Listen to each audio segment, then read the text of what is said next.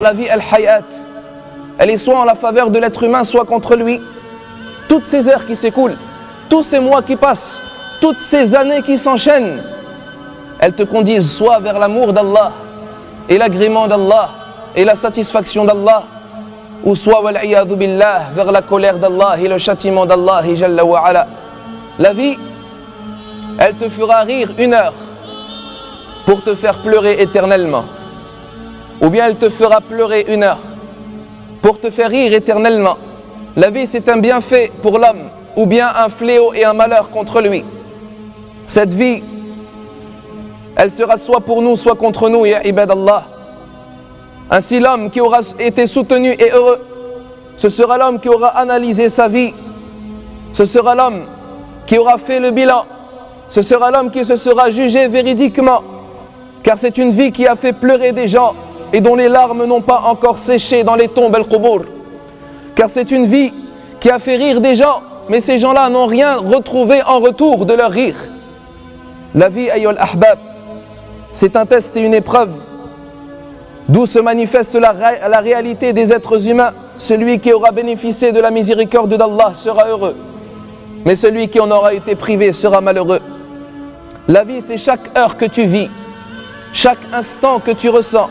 Soit Allah il est satisfait de cette heure, soit il ne l'est pas satisfait.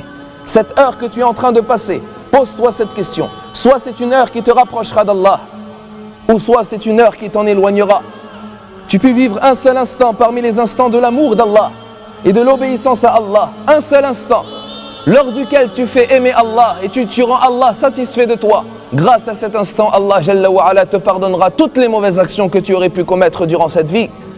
Grâce à cette action, tous les péchés de cette vie pourraient être effacés et tu peux vivre un seul instant lors duquel tu te détournes du chemin d'Allah et tu t'éloignes de l'obéissance à Allah, et à cause de cet instant, c'est la cause pour ton malheur dans toute ta vie de ce bas monde ad-dunya et l'au-delà al-akhirah.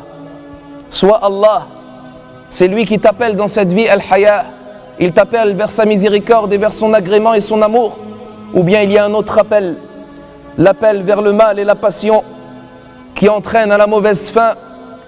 Et cet être humain, ayyul ahbab, c'est à lui de se remettre en cause et de pleurer de regrets et de remords quant à tout ce qu'il a commis vis-à-vis de son Seigneur, car ce n'est que par les pleurs al-buka qu'Allah transforme les mauvaises actions en bonnes actions. Combien de gens se sont éloignés de leur Seigneur, loin de la miséricorde d'Allah Jalla wa Ala, mais grâce à un regret et grâce à un remords et grâce à un instant de pleurs et de sincérité à Allah tabaraka wa ta'ala, ils ont connu alors la vie agréable dans la vie de ce bas monde ad-dunya et dans l'au-delà al-akhirah.